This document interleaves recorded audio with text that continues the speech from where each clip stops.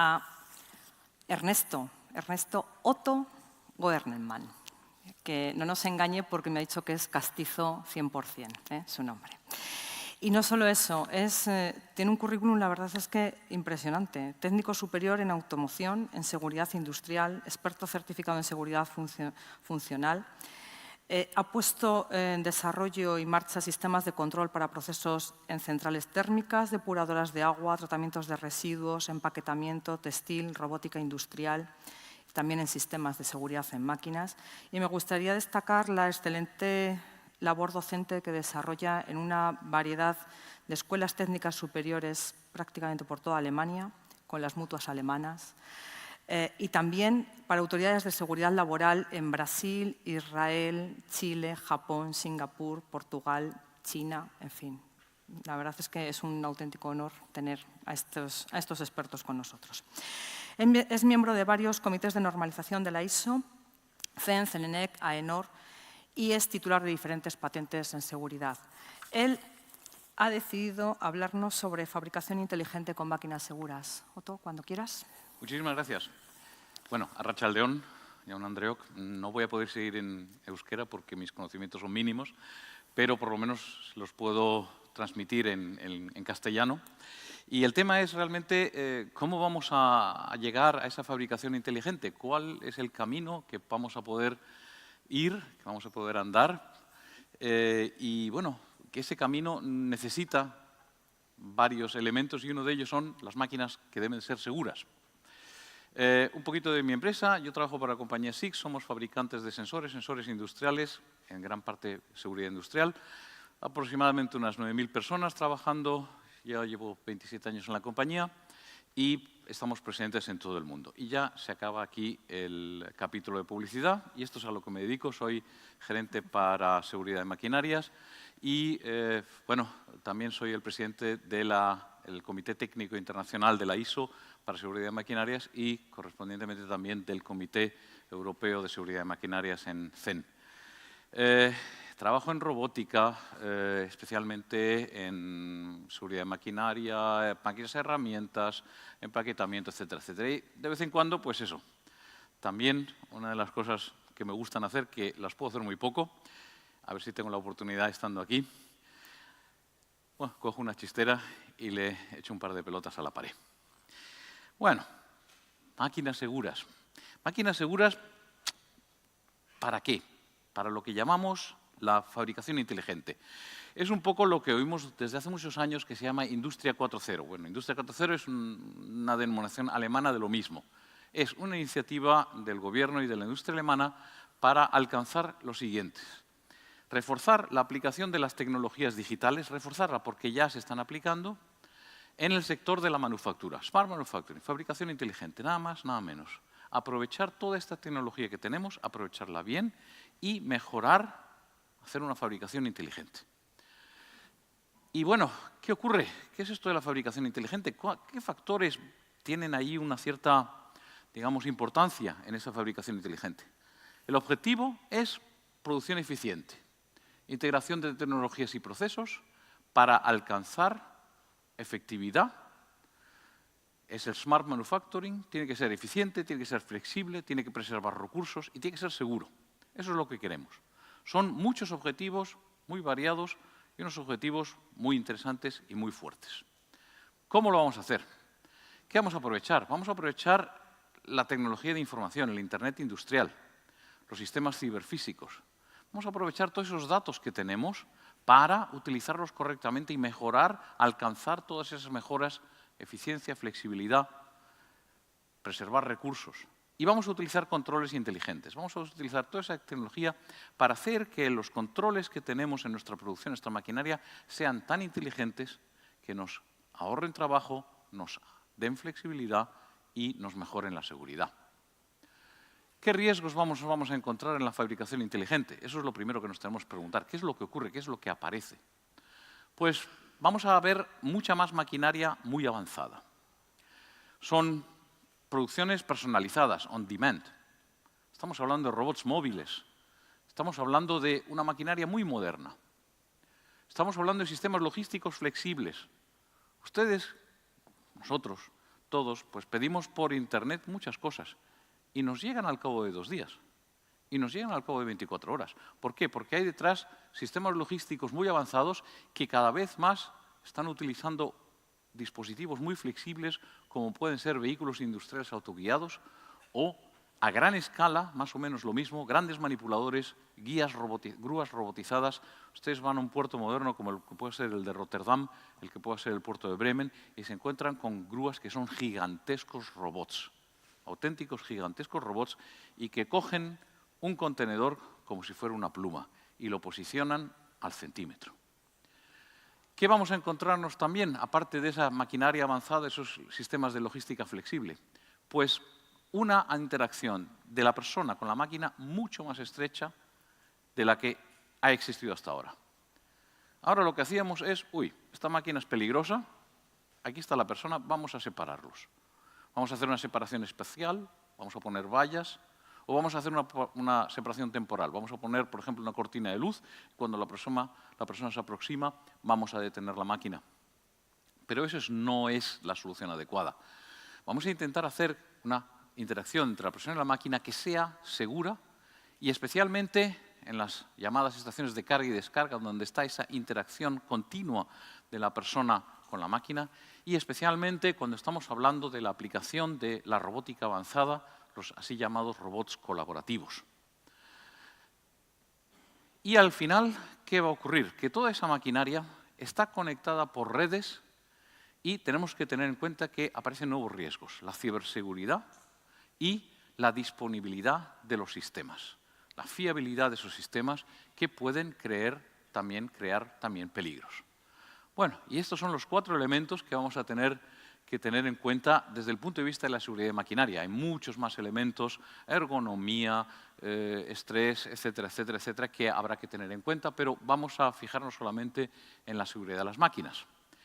Y llegamos a una conclusión, o llego yo a una conclusión que les quiero explicar con mi siguiente charla o mi siguiente presentación, por qué llego a eso de que solo se puede realizar una fabricación inteligente cuando tenemos eliminados o controlados los riesgos de esa fabricación. Vamos a ver qué es lo que hay en el mercado. Por ejemplo, fabricación de neumáticos. Es una cosa muy interesante y nos pide una producción muy personalizada, on demand. Las fábricas de neumáticos ya no producen en masa las cantidades que producían antes, sino que con la variedad de vehículos que tenemos, siempre estamos produciendo lo que nos pide el cliente. ¿Y qué ocurre? Tenemos máquinas con riesgos muy diversos, que pueden ser el aumento de esa demanda de maquinaria flexible. La máquina tiene que hacer muchas cosas diferentes. Los resguardos fijos y móviles ya no son aptos para esta presión de producción, para esa producción tan flexible. Estas estaciones de carga y descarga, como ven ustedes, no se pueden ya proteger con resguardos móviles, con vallas. No podemos cerrar la entrada al operario. Tenemos que tener una gran flexibilidad. Y por ello, ¿qué ocurre? Que hay un incremento del número de puntos peligrosos accesibles. No es que haya más puntos peligrosos, sino que los que ya tenemos se hacen cada vez más accesibles, con lo cual el sistema de protección tiene que ser mucho más eficaz. ¿Qué vamos a tener? Movimientos inesperados de partes de la máquina. Aquí está muy claro que vamos a tener unos movimientos muy sencillos que conocemos, pero cuando la máquina ya es una máquina mucho más avanzada y cuando estamos hablando de robótica inteligente, de la aplicación de inteligencia artificial en máquinas, ¿qué va a ocurrir? Que no vamos a saber lo que va a hacer la máquina en el siguiente momento. Entonces vamos a tener movimientos inesperados. ¿Y qué medidas vamos a aplicar? Necesitaremos primero una evaluación de riesgo mucho más detallada. Ya no podemos decir, bueno, vamos a mirar un poquito lo que hace la máquina y ya definiremos qué dispositivos de protección vamos a utilizar, sino esas evaluaciones de riesgo tienen que ser mucho más detalladas. Consideración de escenarios de interacción muy complejos. Ya no es simplemente que una persona pone una chapa en la prensa y cuando la prensa baja y sube, quita la chapa y vuelve a realizar esa operación continuamente. Ya son operaciones mucho más complejas que vamos a ver en un futuro. Vamos a necesitar aplicar dispositivos que sin el contacto con la persona puedan funcionar. Es decir, dispositivos electrosensibles de protección y eso significa que vamos a tener que usar controles de seguridad de un rendimiento muy alto. No solo en el aspecto de su capacidad de seguridad funcional, es decir, una probabilidad de fallo muy baja, sino también en el aspecto de la velocidad de respuesta de ese dispositivo, de ese equipo. Estamos hablando de robots y para eso hablamos siempre de robots colaborativos, es digamos la moda que hay de momento. Y cuando estamos hablando de robots colaborativos tenemos que tener un poquito de cuidado porque hay un par de definiciones que tenemos que tener en cuenta que vienen de la especificación técnica ISO TS 15066. Un robot colaborativo puede utilizar un modelo que se llama de parada segura monitorizada, es decir, cada vez que la persona está cerca del robot, el robot se para, se monitoriza de que su posición no se mueva, la persona puede realizar una operación, se retira y el robot continúa su operación automática. Existe lo que se llama el guiado manual. Ahí es la persona la que guía manualmente al robot para realizar operaciones muy complejas que son muy difíciles de programar o que necesitan una programación muy complicada por la variabilidad del producto. Una típica aplicación de un guiado de robot es cuando el operador va a introducir el cockpit, el salpicadero, dentro del automóvil, dentro de la parte delantera de la carcasa. Es una cosa muy complicada, es un movimiento muy difícil, hay que mover eso con mucho cuidado y eso se hace, por ejemplo, con esa operación de guiado manual. El robot se deja guiar por el humano, reduce su velocidad y reduce su fuerza a unos niveles adecuados. Lo que va a ser el futuro, y está claramente que va a ser el futuro porque no lo podemos hacer de momento, es el control de velocidad y separación. Para eso necesitamos conocer exactamente la posición del robot, la posición del humano, y conociendo esas dos posiciones, conociendo cómo se aproxima el humano a ese robot que se está moviendo, vamos a reducir la velocidad del robot para alcanzar una separación adecuada y que en el caso de un contacto, este contacto no sea peligroso. Lo que se está haciendo ahora mucho es lo que se llama la limitación de fuerza y energía. Vamos a reducir la potencia, el par de fuerzas que se ejerce sobre cada eje del robot para evitar que un contacto sea perjudicial para la salud del operario. Cuidado que esto tiene algunos límites. Desde el punto de vista de ingeniería podemos hacer todo, pero tenemos un problema. No sabemos cuál es la fuerza máxima que podemos aplicar a un cuerpo humano. A pesar de que existen muchos estudios sobre accidentes, existen muchos estudios y mucho conocimiento en ingeniería, no sabemos cuál es el punto en el que aplicando una fuerza X a una parte del cuerpo humano vamos a causar un daño. No lo sabemos. Existe un estudio preliminar que hizo la Universidad de Maguncia con el Instituto Federal de Seguridad del Trabajo, que pertenece a las mutuas alemanes, el IFA, y que construyeron este algómetro para medir la respuesta de una persona ante una presión, de un objeto que produce una presión, una sonda que produce una presión sobre el cuerpo, midiendo esa presión y esa fuerza hasta que esa persona, actuando un dispositivo de mando de validación, muchos lo llaman de hombre muerto, a mí no me gusta esa palabra porque no nos gusta la gente muerta, nos gusta la gente viva. En el momento de esto, la persona soltaba ese mando de validación y esa medida era, digamos, el borde en el cual ya la persona decía que estaba experimentando dolor y es el borde en el que no podemos seguir más adelante. A los ingenieros siempre nos gusta decir, no, es que dolor es diferente al daño. A mí no me gustan las máquinas que producen dolor, ¿no? Porque las máquinas que producen dolor, ¿cómo se llaman generalmente? Son máquinas de tortura, ¿no? Y tortura no debemos hacerlo. Y esto se hizo una primera evaluación con 36 personas con una simple sonda de prueba cuadrada de 14 por 14 milímetros con unas aristas con un radio de 2 milímetros. Es decir, con esto hemos intentado saber cuál era el nivel. Pero claro, esto se reduce a la sonda que estamos usando, a las 36 personas que se han medido, y es un primer estudio preliminar, más no sabemos. Y es muy difícil ahora decirle al ingeniero, oye, construye un robot que tenga esa fuerza y esa velocidad y que no sobrepase ese límite, porque ese es el límite peligroso. No sabemos si el límite es peligroso o no. Tenemos en ese anexo A unos límites que aparecen en la norma y que nos dicen que para ciertos puntos de contacto del robot con la persona, que realmente pueden ser de una maquinaria con la persona, esas fuerzas, esas permisibles, solo pueden llevar a los límites que vemos aquí en esta tabla. Cuando estamos hablando de contactos transientes, estamos hablando de los impactos en el cual el movimiento de la persona impactada es libre y, sin embargo, cuando estamos impactando sobre una persona que no se puede mover, estamos haciendo un aplastamiento, es lo que se llama un contacto cuasi estático. Y vemos que los primeros valores llegan a 220 newtons, a 250 newtons por metro en un músculo del muslo, pero, por ejemplo, cuando estamos ya aproximándonos a la cabeza, pues esos valores se reducen bastante y el impacto ya no está permitido. No sabemos qué ocurre cuando impactamos con la cabeza. ¿Y por qué no lo sabemos? Porque no lo podemos medir. ¿Y por qué no lo podemos medir? Pues imagínense ustedes cómo vamos a medir eso, ¿no? Vamos a coger un par de personas y les vamos a dar de bofetadas hasta que griten.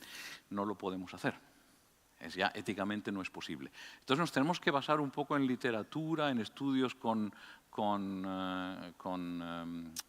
cuerpos de personas muertas, cuerpos de animales, etcétera, etcétera, etcétera.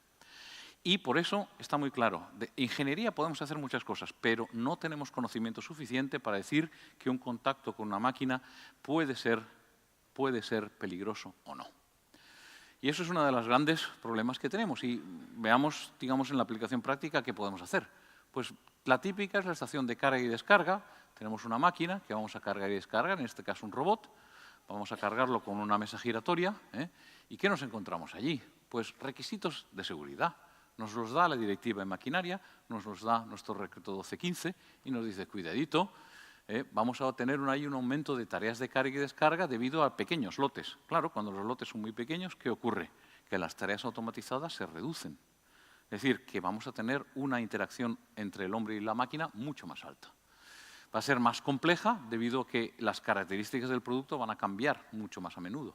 Y eso significa que las tareas de protección, los requisitos para proteger a esas personas, van a ser mucho más complejos. Como resultado, tendremos que tomar medidas, y esas medidas son medidas técnicas, que es el uso primero, en la evaluación correcta, mucho más detallada de la aplicación para saber qué es lo que ocurre, la aplicación de dispositivos de protección sin contacto que se adapten a la situación, que sean flexibles, y la aplicación de controles de seguridad que tengan un alto rendimiento. Todo eso teniendo en cuenta que las máquinas se conectan en líneas de producción, la interconexión es mucho más compleja. Y les quiero enseñar aquí un par de ejemplos de cómo se pueden proteger estaciones de entrada y salida automática de material, en este caso en la empresa del automóvil, lo vemos aquí a la derecha, y solo se puede hacer eso realmente con equipos modernos, equipos inteligentes que sean capaces de discernir entre la persona y el material. Se requiere esa diferenciación, es muy importante, pero solo es posible en un número muy pequeño de aplicaciones, porque de momento la tecnología que tenemos hasta ahora no nos permite utilizar esa diferenciación en cualquier aplicación. Es muy restringido, es muy difícil detectar una persona del resto.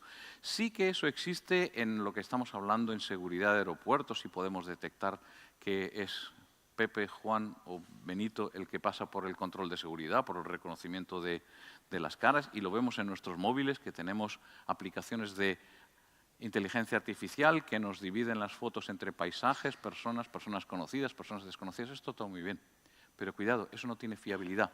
Aquí necesitamos una fiabilidad porque vamos a proteger a una persona. Están personas en peligro.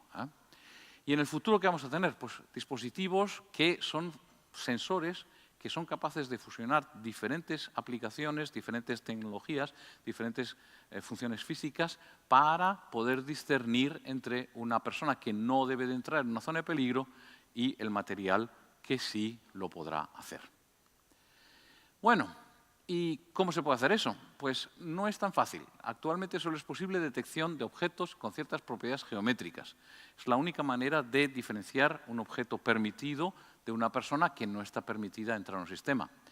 Y estamos viendo que aún después de muchos años de desarrollo de tecnología todavía no existe de momento ningún dispositivo en el mercado que funcione con un dispositivo de cámara que esté homologado y que pueda ser utilizable, pueda ser usable, pueda ser aplicable en la industria. De momento no existe.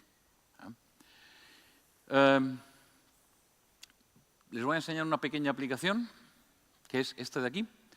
Es producción de papel y es una cosa muy sencilla. Vamos a intentar evitar que una persona entre en la zona de producción, que es muy peligrosa, pero vamos a permitir que el rollo de papel que vamos a producir salga. Y ese rollo de papel puede tener dimensiones diferentes de una manera muy sencilla, un diámetro diferente. Pues imagínense ustedes, aplicar esto es dificilísimo, de momento. ¿Qué es lo que tenemos que hacer? Tenemos que tener un sistema flexible que nos permita que pase el rollo y evite que pase la persona. ¿Cómo lo podemos hacer? De momento lo estamos haciendo con un escaneador de rayo láser. Tengo que echarme para atrás. No tenemos indicador. Perdón. Aquí está el escaneador de rayo láser, que lo que hace es crear una especie de tapadera vertical para evitar que alguien entre en la máquina, abriendo una apertura que permite que el rodillo pueda salir. Bueno, la solución técnica de este momento es muy complicada porque tenemos que medir antes el tamaño de cada rodillo. ¿Cómo lo hemos hecho hasta ahora? Hemos utilizado un sensor de barras, de código de barras, para leer el pedido. Entonces sabíamos, a partir del número del pedido, qué diámetro tenía el rollo y podíamos adaptarlo automáticamente. Pero esto es muy caro. Toda esta instalación es muy cara. Ven ustedes aquí un brazo movido pneumáticamente y tiene que subir o bajar, leer el código de barras. Sería mucho más interesante si se nos diera ya esos datos a priori y nosotros pudiéramos cambiar inmediatamente la dimensión de ese campo de protección a las dimensiones reales del rodillo. Eso es la aplicación práctica de la industria 4.0. Vamos a hablar también de robots móviles. No solamente los robots colaborativos son importantes, sino que empieza a proliferar plataformas móviles autoguiadas que tienen un robot, un manipulador en ellas y que realizan tareas como ven ustedes aquí, por ejemplo, el pulir la pala de un generador eólico. Esto hecho a mano, horas. Con esta máquina reducimos el coste impresionantemente. ¿Pero qué necesitamos? Aquí movemos una máquina, la máquina a su vez tiene un manipulador que se mueve y tenemos que tener en cuenta todos esos peligros. Los requisitos que nos dice la directiva, dice tener cuidado que esos robots tienen un posicionamiento flexible, son robots móviles. Tenemos que unir los requisitos para los robots industriales con los requisitos de los vehículos autoguiados, porque tenemos dos orígenes diferentes de esos peligros. No es una tecnología nueva, no es nada nuevo, pero necesitamos un enfoque y una consideración muy cuidadosa. Protección en 3 dimensiones va a ser en un futuro casi imperativa. De momento no lo podemos realizar, pero en un futuro vamos a necesitarlo, es decir, vamos a necesitar el poder hacer una monitorización de un espacio tridimensional para poder permitir estas aplicaciones de una manera más segura. Medidas a tomar, evaluación de riesgo más detalladas. Hay que tener en cuenta esa evaluación de riesgo. Y les quiero enseñar, bueno, no se lo puedo enseñar, pero les quiero explicar una pequeña aplicación de un fabricante muy conocido. Usted conoce las motosierras de la compañía Stihl, alemana, son motosierras de color naranja. Pues en la fabricación de esas motosierras se ha hecho una aplicación colaborativa. Con esa aplicación colaborativa, ¿qué se ha llegado? Se ha llegado que el operador no tenga que cargar 8 toneladas al día. 8 toneladas.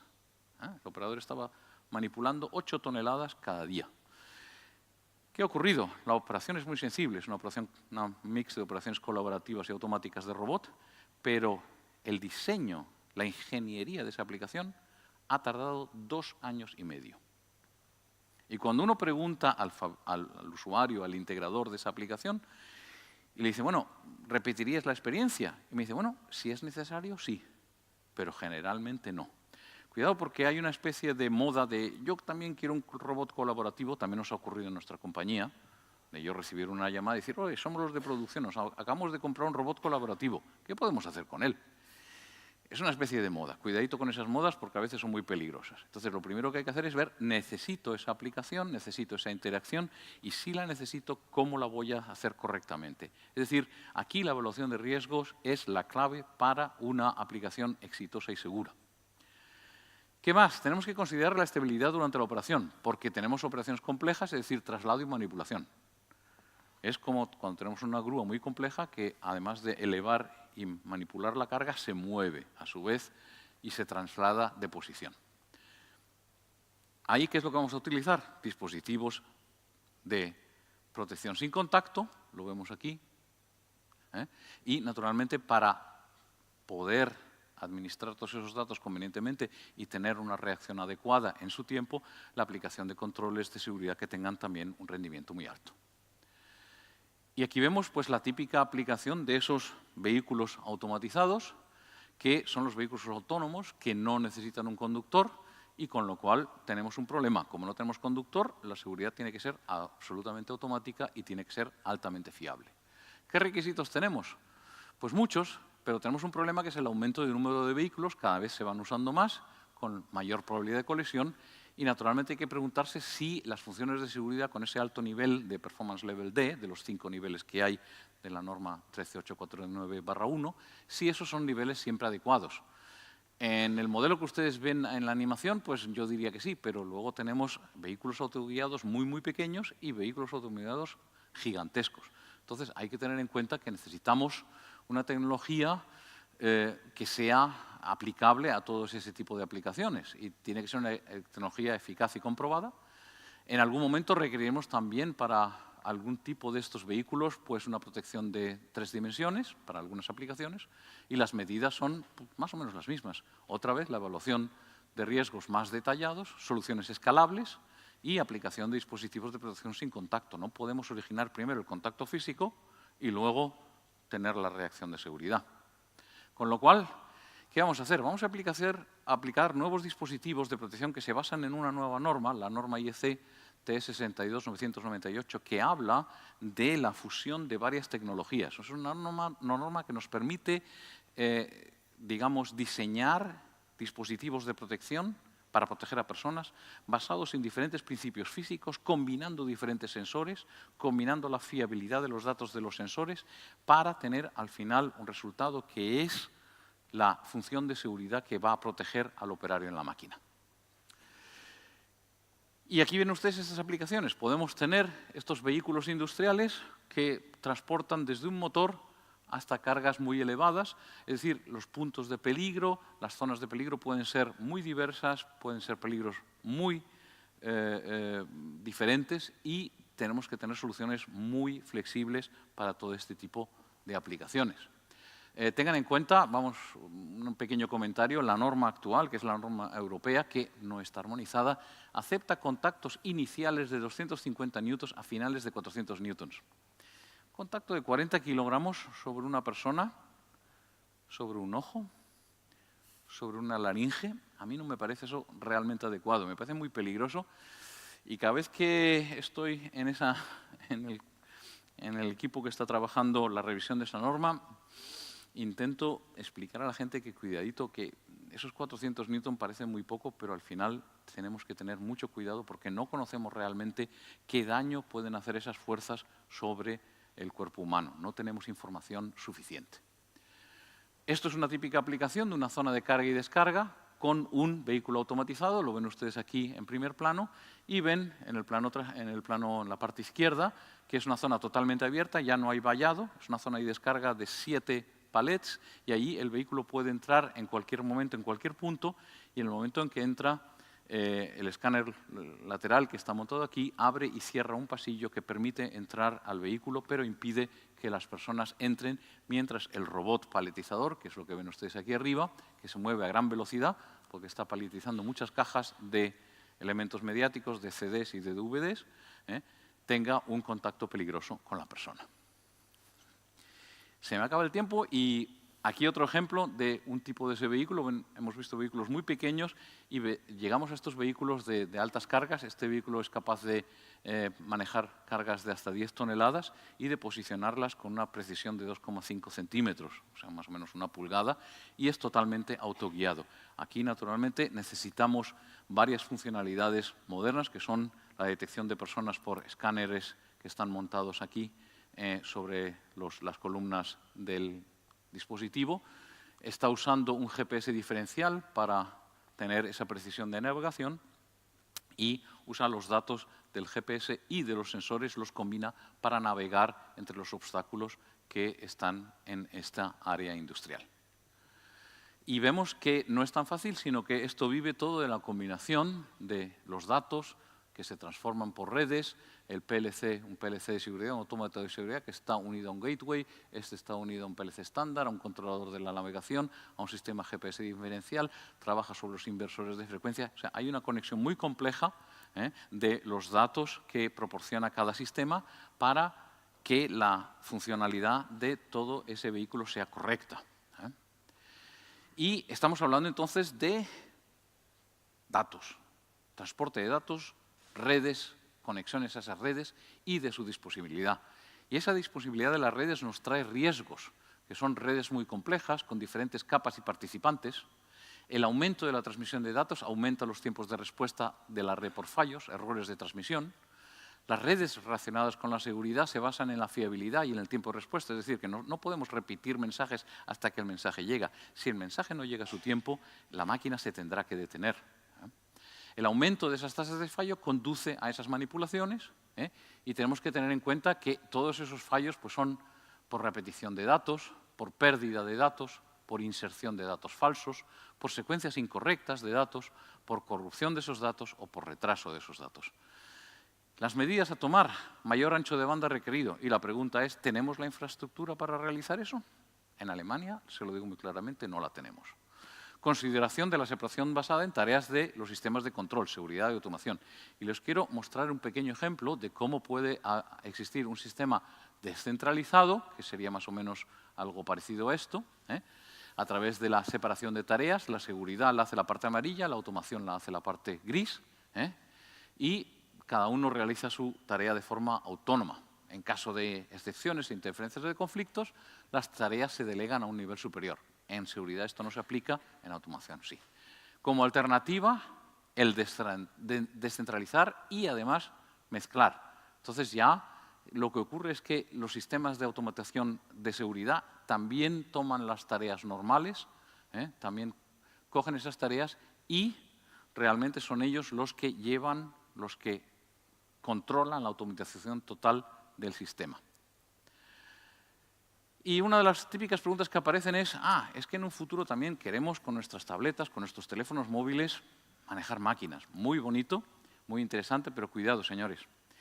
¿Quién de ustedes no ha tenido la situación en la que ha manejado algo, ha intentado iniciar una operación y no ha funcionado? Es decir, aquí tenemos que tener en cuenta la fiabilidad de ese sistema y su manejo, el uso con guantes, la operación intuitiva, comandos equívocos, y necesitamos requisitos de seguridad que se tienen que cumplir. Para funciones de las máquinas que sean potencialmente peligrosas, solo podrán realizarse mediante una acción deliberada. ¿Y cuántas veces nos ha ocurrido que nuestro móvil ha hecho cosas que no queríamos que hiciera? Muchas veces. Imagínense ustedes ahora que con el móvil están manejando una grúa grande, un robot, etcétera, etcétera. Y digamos como sumario, ¿qué es lo que ocurre? Que tenemos que tener en cuenta que estamos cambiando la automatización. Teníamos una automación que era lógica numérica, empezamos a controlar motores, empezamos a manejar datos, estamos ahora entrando en las redes neuronales y acabaremos con inteligencia artificial. ¿Y qué va a ocurrir luego con estas máquinas? Vamos a movernos de la máquina clásica, de la máquina avanzada, de las líneas de producción, hasta una máquina totalmente autónoma que va a tomar, esa máquina va a tomar decisiones y va a realizar operaciones como resultado de esas decisiones. ¿Qué vamos a ver en la logística? Al final de una logística fija de poner algo sobre una cinta de transporte, vamos a tener robots que nos van a mover las cosas de donde queremos a donde queremos. Y en las tareas simples de carga y descarga, ¿qué va a haber? Pues de la típica tarea del operario, que hace 50 años está haciendo lo mismo, nos vamos a mover hasta una colaboración simple y una colegialidad. Al final va a ser la máquina, el robot, que va a ser el colega que vamos a tener día a día a nuestro lado. No tengan miedo, es como se van a mover las cosas. Lo único que tenemos que hacer es hacerlas seguras. Como final, la ciberseguridad son los riesgos que nos vamos a encontrar y ya nos estamos encontrando en un futuro. Tenemos redes muy complejas, tenemos el aumento de puntos de acceso para delincuentes. O sea, cuando una persona normal puede acceder a una red, el delincuente también lo puede hacer. Cuando en mi casa tengo muchas ventanas, tengo muchas posibilidades de que el delincuente entre y me robe. Los ciberataques provocan daños colaterales, como pérdida de funciones de seguridad, parametrización incorrecta, aunque estos daños colaterales no son daños directos, no están intentados para introducir accidentes.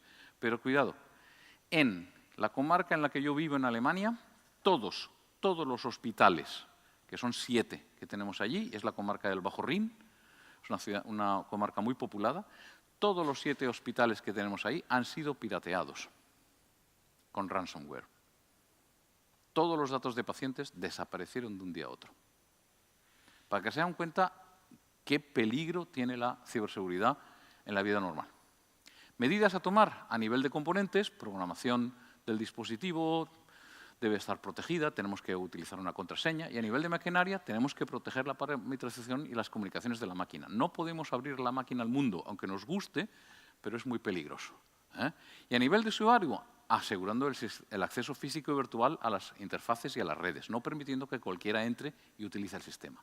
Identificar ataques, proteger contra los ataques, detectar esos ataques, responder a los ataques y recuperar datos y producción. Esos son los 5 pasos que deberemos en un futuro tener mucho en cuenta cuando diseñemos máquinas que están interconexionadas a redes y que trabajan utilizando las ventajas que nos ofrecen los sistemas de tecnología moderna.